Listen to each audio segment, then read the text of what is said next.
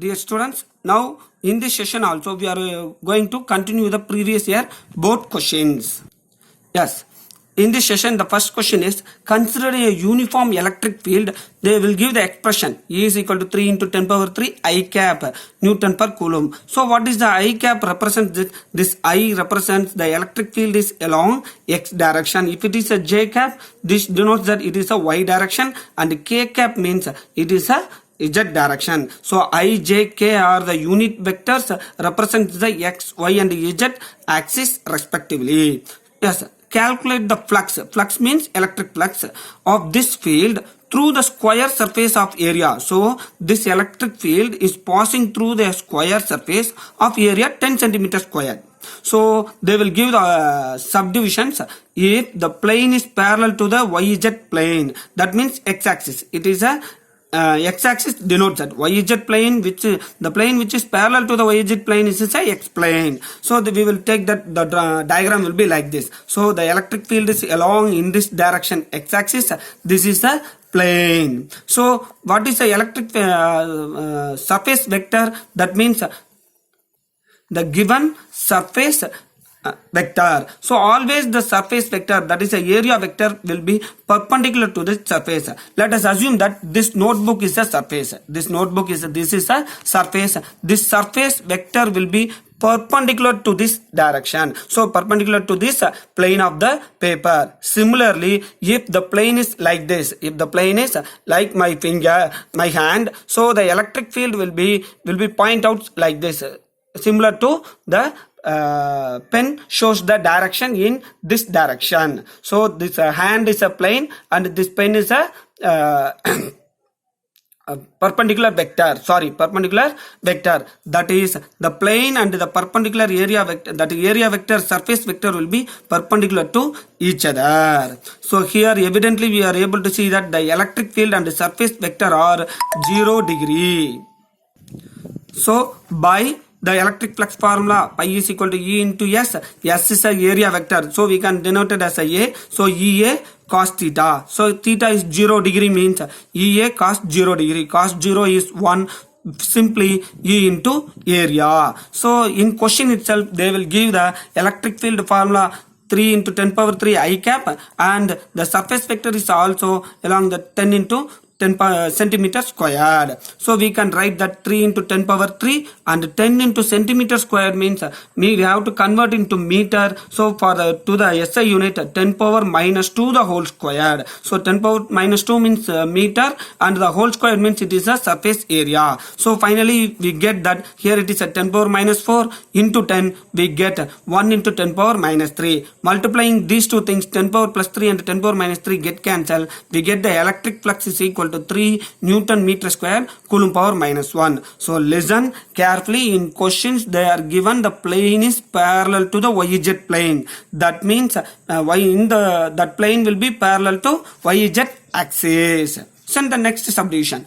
The normal to its plane making angle 60 degree with x-axis. So the x-axis is this is, so the plane is not like this, it will be slanted. So it is not like this, it will be slanted like this. Let us assume that this line is a x-axis. The plane will be not along the x-axis, it will be inclined at an angle 60 degree with the x-axis. So we have to the drawing will be like this. The plane is set, the perpendicular surface vector is like this. So E into surface vector. So if the plane, so the normal to its plane makes an angle 60 degree, that means the surface will make an 30 degree. So in questions sometimes they will say that the plane will makes a 30 degree means we have to take it only the surface vector. Again I will remind you, the surface and the surface vector are perpendicular to each other. Let us remember my my hand. So my hand is a plane and this pen shows the direction of the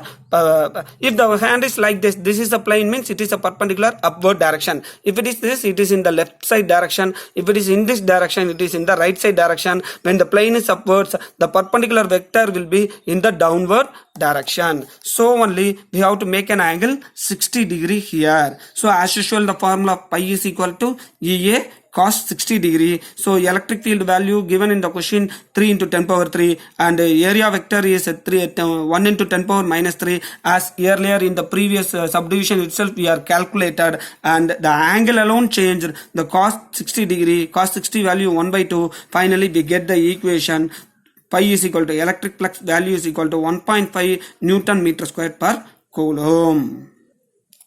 Yes, we see the next question. It is a very, very simple concept question. A charge of a capital Q microcoulomb is placed at the center of the cube. So, this is a cube. At the center of the cube, the capital Q microcoulomb is placed. What is the electric flux coming out from one of the surface? What is the number of sides in the cube is how many sides? Yeah, we have 6 faces. So, 6 faces in the cube. So the question asked for any one of the face, any one of the surface, what is the electric flux?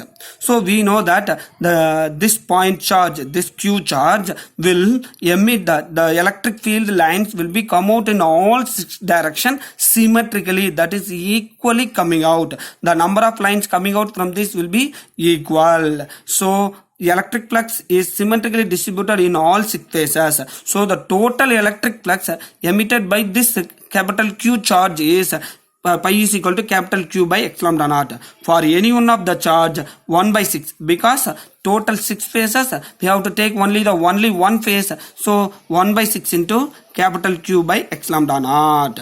So this is the answer for first subdivision question. Then ask the second question.